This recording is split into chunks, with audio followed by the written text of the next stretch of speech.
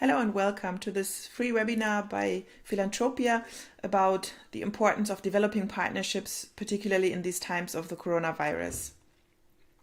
Thank you very much for joining us again in one of our weekly webinars. We do these on YouTube Live every second week, and in the weeks in between we are doing them on Facebook Live. So yeah, thank you for tuning in again, and I hope you will get important information today. My name is Dr. Eva Wieners. I'm from Germany, but I have lived in Nepal for the last 7 years and worked in the fundraising field in South America and Asia and Europe for the last 10 years. And I'm very excited to share my experiences with you today and to have a Q&A in the end where you can ask me anything about fundraising that you want to discuss. And I hope I can give you a good answer, and I hope I can give you all the information that you need. And for today, I've prepared a little PowerPoint presentation about partnerships, which is the topic of today's webinar. And yeah, afterwards we have some time to ask questions. You can just type the questions into the comment section on the side of this live video, and I will get to them in the end. And of course, I'm more than happy to answer questions concerning partnerships, but if you have more broad questions, you can also put them, and we will see if we have enough time to get to all of them. Yeah, again, thank you for joining. Thank you for following Philantropia and proposals for NGOs, and let's just get started.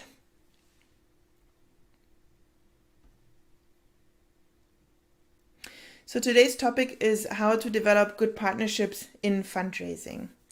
This is a very popular topic that we have talked about a lot already, but particularly in these times of the coronavirus, in these times of crisis that we are experiencing at the moment, it is very important to develop good partnerships and to know what you have to look out for. So today we will talk a little bit about why partnerships are useful, what the plus points are, why they are particularly important right now in the times of crisis, and what are the rules to develop good partnerships, because there are a couple of rules that you should follow to be clear about everything, and so that no misunderstandings arise, and you will actually have fruitful partnerships. So why are partnerships for NGOs so useful? Why do so many NGOs choose to enter a partnership? One of the things you do once you enter a partnership is you combine your experiences. So your NGO, your organization has a specific set of experiences, things you've already done, you know how to do them, and others have others. And if you combine them, you have a much fuller package of things that you can draw from. So if you enter a partnership, your work will get better because you will learn from experiences that others have made. Maybe they will keep you from making mistakes that they made. Maybe you will keep them from making mistakes. You will just share your knowledge with them, and that will help greatly. And you can also address donors with this much better package of experiences that you come with if you enter a partnership. You can also enhance your reach, because many times projects are very local, sometimes regional, specific to one place. And if you partner up with other NGOs that maybe work in a different district, in a different town, city, village, community, etc., then you can enhance your reach, and you can make sure that your approaches that you have developed very carefully, that you've put a lot of work into, are applied in other communities as well, in other projects as well, and have a much greater impact. So you can enhance your reach. You can also combine your skills, and you can save resources. So if you combine the skills of your project managers, your project will probably get much more effective, because especially this circles back to the first point again. You have experiences, they have experiences, and you can combine them. But also maybe they have a specific education that your staff doesn't, or your staff has education that theirs doesn't have. And you can combine these skills and address problems in the project, etc. much better. You can also save resources. For example, if you're a small to medium NGO, you probably have an accountant, but maybe you don't have enough work to actually keep them busy the entire time. But if you partner up with another NGO and then maybe share an accountant, then you just have half the cost, but still the full benefit. And this goes for many things, for resources, maybe for even an office, for online software, for infrastructure that you don't use all the time, but that you could share with another NGO, and then you can share the cost and you still have the full benefit that you need. And if you enter a partnership with other NGOs, you can engage with the donors as a consortium. So you can talk to them as a group, and you don't have to do all the communication by yourself. You can trust other people to help you, to support you on your way, and to support your communication with the donor, which will probably make you come across much more confident, will show the donors that you have a good network, that you are able to work in a team, which is something that they really want to see and they really like, and that you are able to do what they ask you to do. Partnerships are particularly important for new NGOs. And this is something I also want to talk a little bit about. So we even have a full online course about how to fundraise when your NGO is brand new. You can check that out. And one of the big points I'm raising there is it is very difficult for new NGOs to get grants, to get access to this infrastructure of grants, etc., because donors just want to fund organizations that already have experience, that have been in the field for a while, and that have shown their track record. So it is sometimes very difficult for new NGOs to enter. But if you are in a partnership with a more experienced NGO, then you can use their track record to apply for funding, and you will get into it much quicker.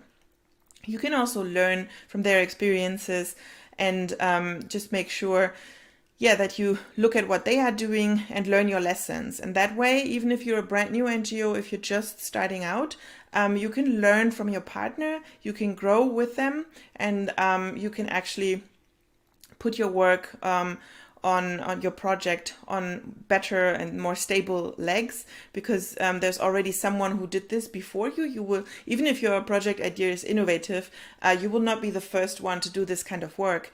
And if you enter a partnership and are open to learning from someone else, this will help your project work greatly, and this will also help your chances with donors and supporters, because again, they will see that you are able to learn, that you're able to look for help when needed, that you are able to work in a team, and that you're seeking to make your work better. And learning from a partner, working together with a partner, is one of the easiest ways to make your work better, because you can just learn from their experiences and share with them, and that way avoid mistakes and just be up to date with everything. So particularly for brand new NGOs, looking for partnerships can be a very good way to enter this field of winning a grant. And if you want to learn more about that, please check out the course about fundraising for brand new NGOs, where I go into much more detail about this topic.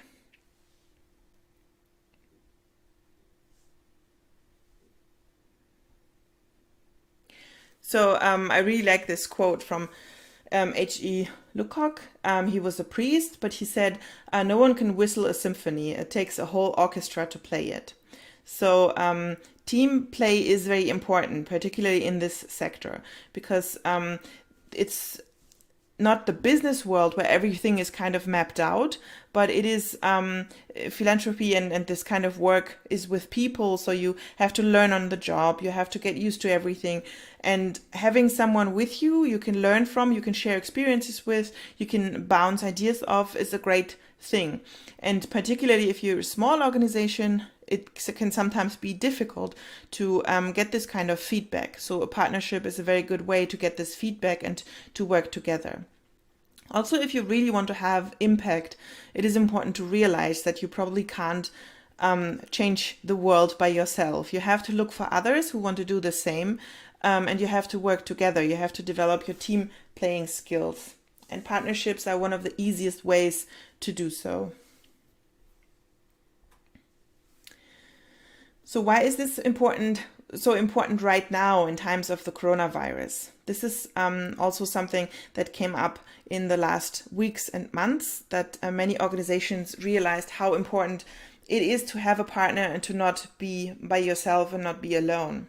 So why is that?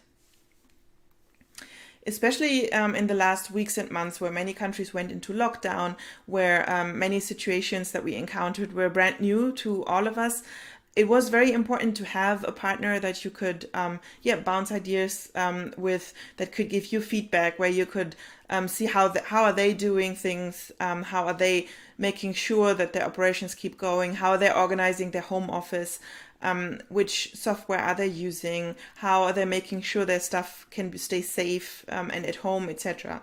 So it is a time where it's very important to be connected, to be talking to people, and to share resources and share knowledge, because this is kind of uncharted territory for all of us.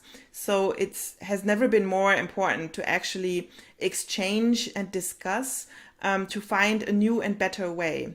Because going alone is always harder, and you never have those kind of checks and balances, that if you're doing something wrong, if you're doing something dangerous maybe, or something dangerous for the existence of your organization, nobody will ever tell you. But if you are in a partnership, you can always kind of ping pong ideas and ask others, and then you will get feedback. You can work with that, you can implement it, and become much better. And especially in these times of crisis, it is important. Also, depending on the country that you're in, rules have changed very quickly. So being in this kind of network of NGOs and being connected was very important to stay up to date on all the new regulations and just to know what is happening. Donors also in this time of crisis really like to see partnerships, because that means that you're striving for better work, that you're striving to combine resources in the most effective way, and it's much easier to get funding for these kinds of projects. Also, this is a time where you have to think big, because the problems suddenly have become huge. And one NGO is seldomly able to solve everything. So if you are honest and say, okay, we're looking for a partner, we want to approach this together with other NGOs in our community, we want to work together, that shows a lot about your approach, and that is something that donors really like. So particularly in times of crisis, it's important to have partners that you can rely on, that you can share your resources with, that you can discuss with, and that give you valuable feedback that will help you to stay on your feet, even in times of crisis like the current.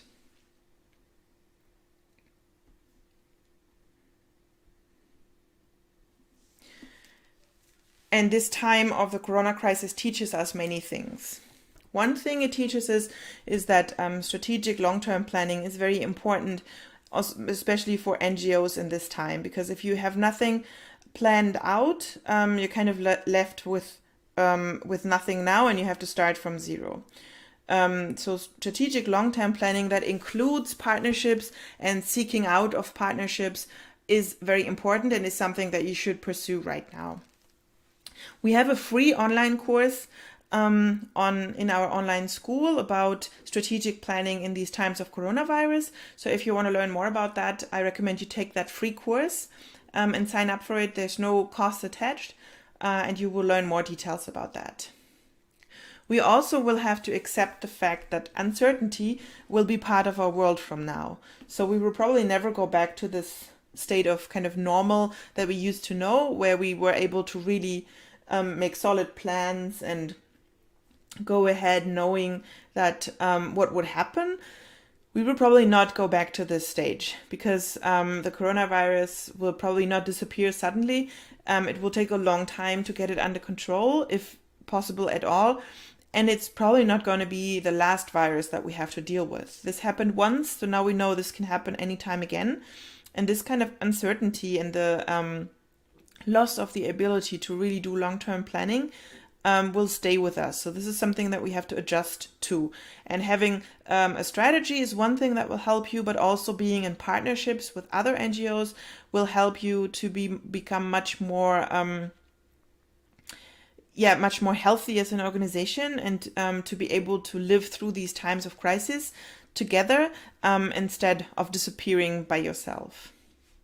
Partnerships in these times of crisis give more stability because, you share resources, your pool of resources is bigger, you can draw from that pool and survive, and your entire organization will be more stable. You will learn from partners, you can exchange things with them, you can exchange knowledge with them, information, and that will carry you through these crises. And a combination of skills and knowledge will always fare better in times of crisis. So if you give your best and your partner organizations also give their best, then the result will always be much better than the result you could achieve by yourself, because you put more skills into the common pool, you put more knowledge into the common pool that you can draw from, and that will always produce better results. And especially in these times where NGOs that are not stable and that don't have strategic planning, that don't have good partnerships, and that don't have a long-term vision are in huge trouble, because the world is changing so quickly. Having these stable partnerships that will carry you through is very important. When we talk with NGOs and talk about this topic, so many times we hear that they are scared to partner up and that they would prefer to work alone. And I'm always wondering why that is. And after talking to many NGOs and my own experiences as well, some of the reasons for that are bad experiences in the past, that they tried to partner with other organizations, sometimes with businesses, etc., and it didn't work out. Some of the reasons why this could be happening will be discussed a little bit later. So bad experiences are one thing, sometimes only stories that you heard of that happened in your community, etc. Some organizations also have something like a fear of sharing the glory. So if you achieve something, if your organization achieves something really great, a good change in your community, you would have to share the glory with another organization if you did it in partnership. But I think that's a very wrong way to look at things, because first of all, if we work in the sector, we shouldn't work in the sector for glory or for recognition. We should be in it to support people. Of course, we all have to earn money, we all have to make a living. But at the same time, the idea behind this work is to support communities, to support people, to support them in making their lives better. So that should be the thing we earn besides our salaries, etc. But changing something and putting together a good project should kind of be enough. And also, normally the results will be much better if you work together, because you can put the skill set of someone else into the mix as well, and that will always produce better results. Many NGOs are also very scared of giving up the power of decision making, because they fear that they can't use their own experiences and their own data to make decisions. So then they just avoid partnerships and collaborations completely. That's another thing that we will be addressing, how you can avoid that. Because if you set up a good contract, etc., all these things can be taken care of. So there are a couple of rules that you should follow to develop good partnerships, but partnerships in general are still very, very beneficial.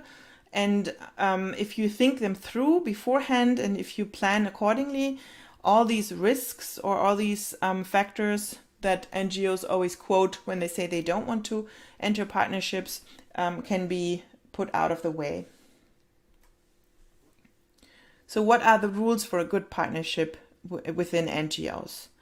If you're talking about a specific project, there's a couple of things you should do before the project starts, but also remember you can always seek out partners even if you don't have a specific project in mind, if there's no specific calls for applications.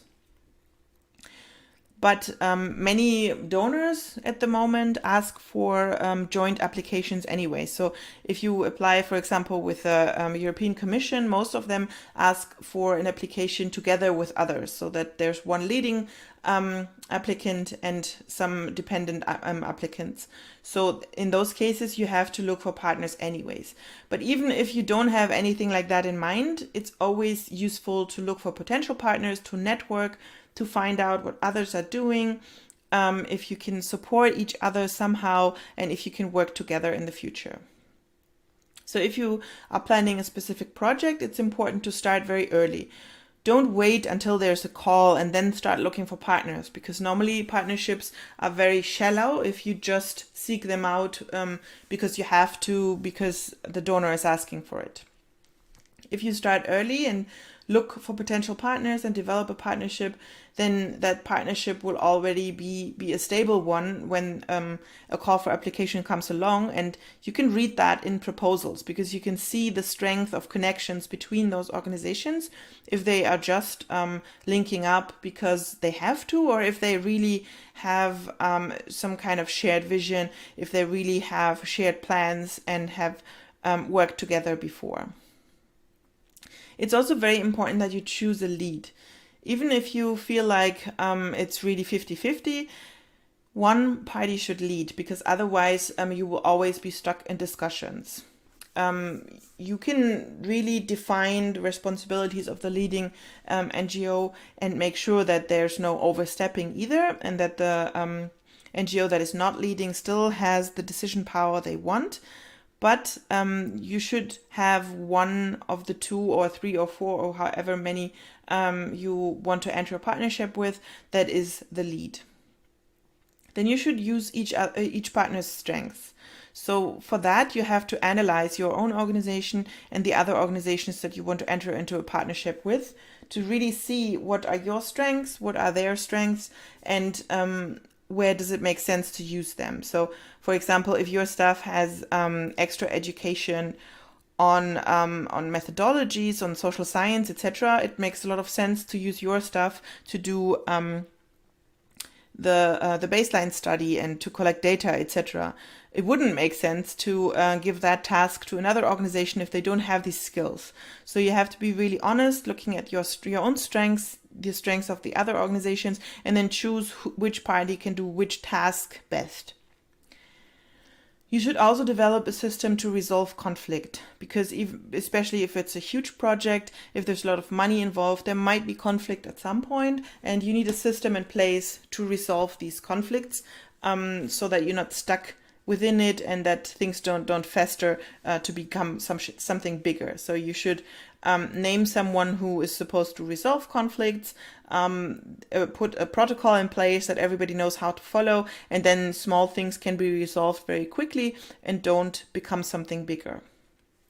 You should also work out and sign a memorandum of understanding or some kind of contract, because even if you start out with a lot of enthusiasm and discuss things and you feel like you're all on the same page, things might change, people might change, and if you have something in written, then you can always go back to that and base everything on that. So even if you feel like, oh, it's not necessary, even if it's a small corporation, you should sign something to make clear what are the responsibilities of the parties involved, what are the risks involved, etc., so that everybody knows what they have to do. And you should agree on a budget and activities that should be carried out in the project, so that there's also no misunderstandings on which part of the project the budget will be spent, that everything is clear beforehand. So once the project starts, or once your corporation enters the active phase, you should still meet partners often, because many things become problems when there's misunderstandings and it can't be cleared up. And it's always the best to meet and talk things out and see where everybody stands. Then you can also discover roadblocks. You will see if there's any issues, any problems that you have to solve. And the easiest way to do that is with personal meetings, or right now, if that is not possible, digital meetings where you can talk things out and just go over the progress to see if everything works out the way it's supposed to. You should also be willing to make changes. So you shouldn't just stick to the plan no matter what. If things change, you have to adapt your plan, you have to adjust your plan, and you have to be ready to do that, even if that might mean sometimes maybe you will lose a little bit of the budget, or you will lose some tasks that you were supposed to do. But if it makes sense for the entire project, then you have to be willing to step back and make those changes. Right now we see how quickly things can change. 6 months from today, 6 months ago, nobody thought that we would be in this global crisis at this point. All of this came very sudden. So things can change, and then you just have to adapt. You should also report jointly to the donor. Don't make the mistake to go behind your partners and report individually, even if you feel like you have better results or you have a good result, because that only makes you look petty, and it doesn't make you appear as a consortium anymore. Then the donor will stop seeing you as a group and will start seeing you as individuals, and they wanted to work with the group. So that will not help you in the long run. You should always discuss everything you have to report as a group and then report jointly. And also any other engagements you have with a donor should happen as a group. So if you're invited, try to go with representatives of all the partner organizations, or at least of most. If there's any other interaction, always make sure that the donor understands that you're representing the group, and that you are working together, and that you plan to collaborate in the long term as well. And then when the project is over, at the end of the project, there's still a couple of things that you should do to make sure that the partnership stays good, stays well, and can be successful again in the future. So when you thank the donor for the collaboration, you should do that as a group as well. So you're still that consortium that they gave the money, so also thank them as a group and make sure they understand that you all contributed, that there's not one party who was doing better, etc., but that you exactly delivered as a group what you promised the donor. And you should also thank each other, because this appreciation that this shows is a very good base for future collaboration. And then don't stop collaborating just because the project ran out, or because there's no current call for proposals where you need to apply jointly. You should still try to work together, because if it worked for one project, there might be other activities where you can still continue working together, where you can still have benefits from a collaboration. So you should still dive into this and see what the possibilities are. And even if you can't collaborate, then still keep communicating. Stay in contact and make sure that you stay close, because if anything ever comes along again, then you can put your consortium together very quickly, and you already have all of those connections. So now we're coming to the end of this part of the presentation. So what should be your next steps in these times? The most important first step is to know your field. Know the field that you're working in, that your NGO is working in. So don't only do donor research, but also partner research to find out who works in your field, in your area, and who could be a potential partner. Even if you're not looking for a partner, even if I wasn't able to convince you of the importance of partnerships right now, it is super important that you know who's working in your area, that you network, because at some point somebody might ask you something about your competitors, and if you don't know anything, then that will always look bad. Then if you're seeking out a partnership, make the first contact. Reach out to potential partners, and even when you don't have any concrete project ideas or plans, start the conversation now. There's always something to talk about, particularly now. You can always start a conversation about asking how they are dealing with the crisis, what their challenges are, how they are solving them. Maybe you can learn something. Maybe you can share your experiences and they can learn something.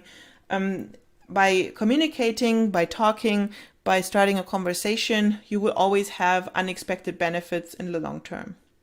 And then enter partnerships. Be open about establishing different kinds of partnerships to bring the most benefit for the communities you work with. So be creative and think of ways you can work together to achieve your goal, your objective more effectively and jointly with other organizations, with other people that are working in the same areas. Yeah, at the end, I also want to tell you about a couple of the courses that we have, because I said before, don't only do donor research, but do partner research. We have online courses in our school that address specifically donor research and teach you the skills to find a good donor, and the same skills apply to find a good partner. We also have an online course about networking. Of course, there it's called donor networking, but it's the same. If you want to network with potential partners, it is the same. You also have to find their contact email, their contact address. You have to find a contact person. You have to learn how to communicate respectfully, how to get your point across, etc. So all those courses are very good to learn about how you can professionalize your fundraising in these difficult times. And I really recommend you check out our online learning program and see if there's anything that can help you further. We also have very specific, very technical courses. Like here on this chart, you can see the one about how to raise funds from European foundations. We have a course about raising funds from USAID, from the European Commission, from Gulf donors, in humanitarian emergencies like the current one, or for fundraising from corporations. So please check out the entire program. We also have 3 or 4 free courses that you can sign up without any cost. So you just try it out. And I really recommend you take one of the courses to learn in this time where many people are at home and can't really do a lot of the project work. Because you joined this webinar, we have a very good offer for you today. You can get 30% off any of our courses. So if you use the coupon code PFN users, you will get 30% off no matter which course you take. So this is really a great chance. Please check out the program. My team will post the link in the comments. And if you use that code PFN users, you will get 30% off, and you can try. We also have a 30-day money back policy. So if you take a course and for some reason you think, this is not for me, this is not what I expected, I was hoping for something different, I misunderstood, whatever, you will get your money back with no questions asked. So there's really no risk to taking one of our courses. And I think it's a great way to learn more about fundraising and to use this time of crisis to put your fundraising on a more stable base and to become more successful in the long term. Yeah, thank you very much for attending this webinar. And again, if you want to learn more about fundraising, make sure to check out the rest of our course program. So now it's time for questions. And I hope I can see the comment section. I have to switch back. And I'm seeing a couple of comments.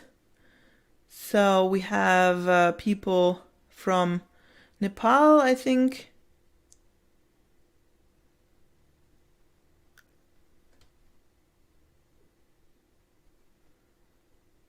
Okay, I see there were some technical issues, but then in the end it was okay. Okay. Sound is clear. Okay, well, if you have any questions, please drop your questions also in the comment section so we can see and I can try to answer them.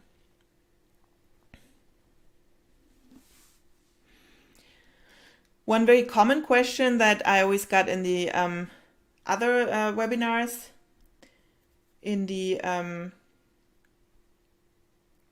here we go. Now you can also see my face again. was what to do right now in times of the coronavirus. When this all started, was what were steps that NGOs should take. And it's difficult to say that in general, but the first step you should think about is, of course, keeping beneficiaries and stuff safe. Most countries have some kind of lockdown order had in place or still have in place. And so, of course, you should follow that. But then the second step should always be communicate and get in contact with partners, beneficiaries, donors, particularly. If you want to keep working, it's a good time to let them know what you're doing and how you want to continue working in this time. And if you have to stop your program, at least for a while, then you also have to tell them and let them know that you might not be able to keep deadlines, that you might not be able to actually implement the project the way you were planning for. There will be a lot of understanding, but you have to communicate. So right now is the time to reach out and to open up a dialogue and to find out what you can do and what they can do to get through this time.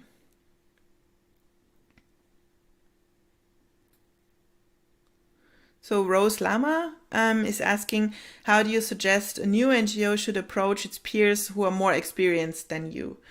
The general rules of communication, of course, apply. You should always be polite. You should always listen to the person you're trying to communicate with, and be open.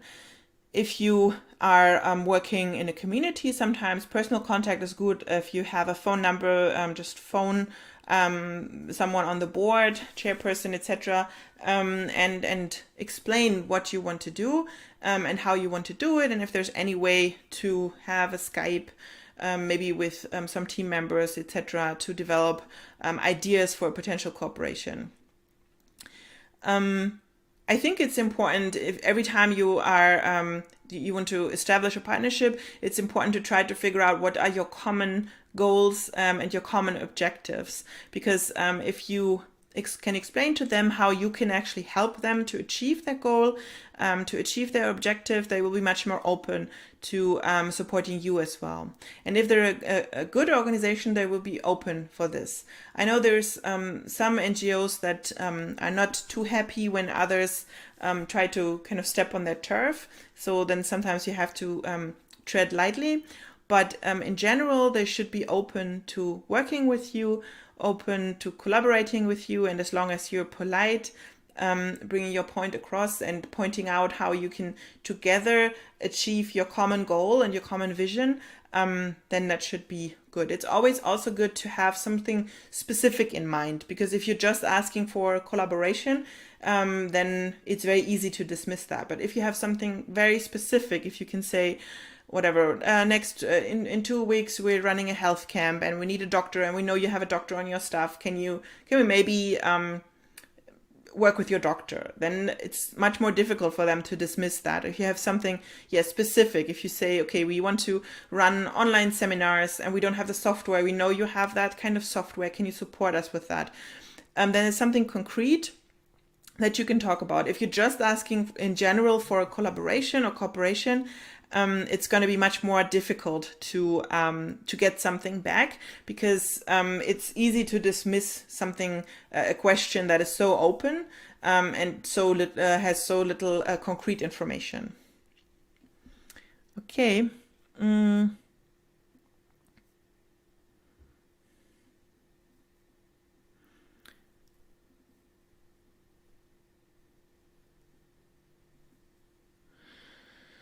How to make a consortium partnership with experienced NGOs? Yeah, I think that's kind of the same. Just approach them being open and be ready to sign a document with them, because once you start applying for things together, it's really important to have something in written, because then money comes into play. Sometimes if the grant is of a specific size, it's a lot of money, and then it's very important to have a memorandum of understanding so that there can be no misunderstandings, and that everybody is on the same page and is clear about what should happen. Then Pritam Thapa asks, can you talk a little bit more about partnerships with donors? That's what I'm working on now. Yeah, I mean, a partnership with a donor, if we are very general, every grant, every type of funding is a partnership, because of course in this case the donor gives the money, the NGO implements the work, but it's supposed to be a partnership because you also in this case are working for the same goals and for the same vision. So looking at donors as partners is a very good way to make sure that you actually establish a partnership and you don't only have a relationship that is top down, that is not creative, and that doesn't really yield a lot of good results. So you can try to look at donors as partners, work together, give them feedback, ask for feedback, and to make this relationship more lively and thus also more productive. So the same rules apply. Of course, in that kind of relationship, the donor has a little bit more power. So again, you have to approach them with a certain openness and a certain ability to listen, to understand what they say, and then to incorporate this into your communication. But in general, it's very similar. And try to identify the common things that you have, the common ways of working, the common approaches, the common goals, and the common objectives.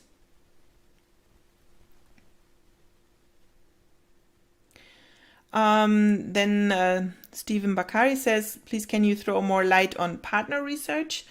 There's no specific term like that. I just called it that way because I think it's kind of the same. In donor research, that's the process of identifying the right donor. And that's why I called it partner research, because if you look for a partner, you also have to find the right fit.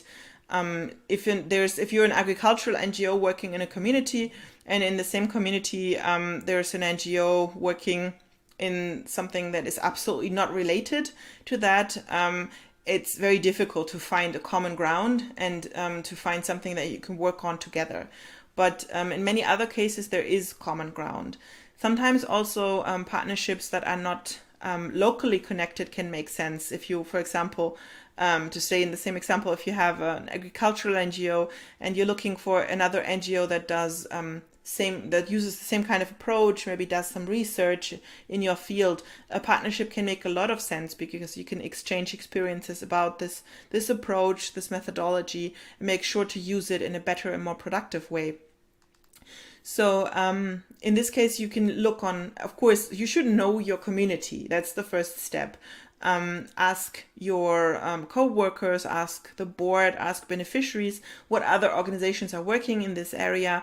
Are there any organizations that you are working with? And use that information to compile a list of other players in your field, because it is always important to know them.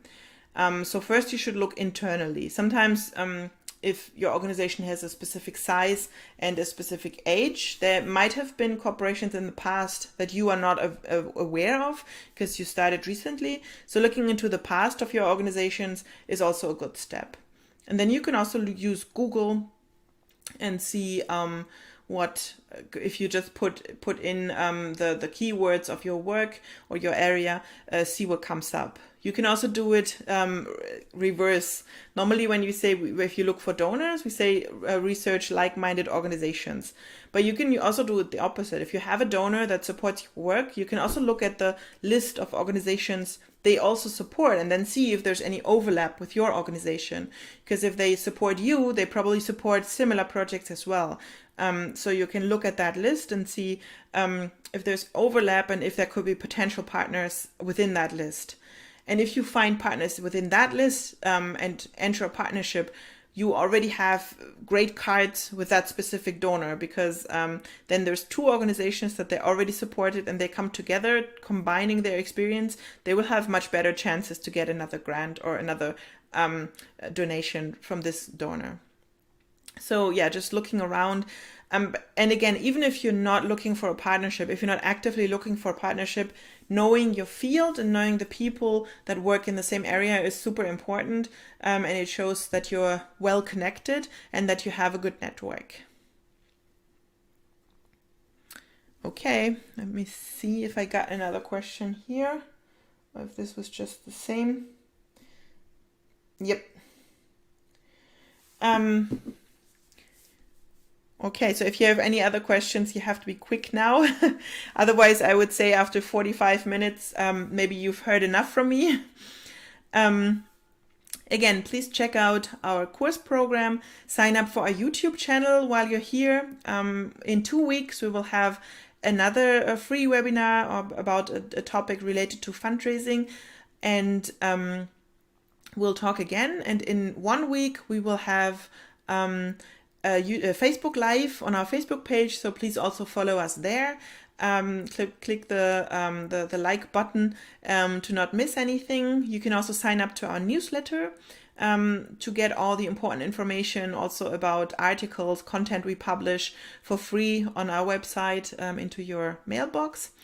And please check out the online courses that I mentioned. There are a couple of ones that are free if you want to try first. There are a couple of paid ones with great content that we have poured all of our hearts in. And I'm really convinced that they will help you to become much more successful in fundraising and thus help your project work as well to become more stable and more reliable. Thank you for being here, for watching, for discussing with me, and I hope I will see you again next time. Please stay healthy and all the best.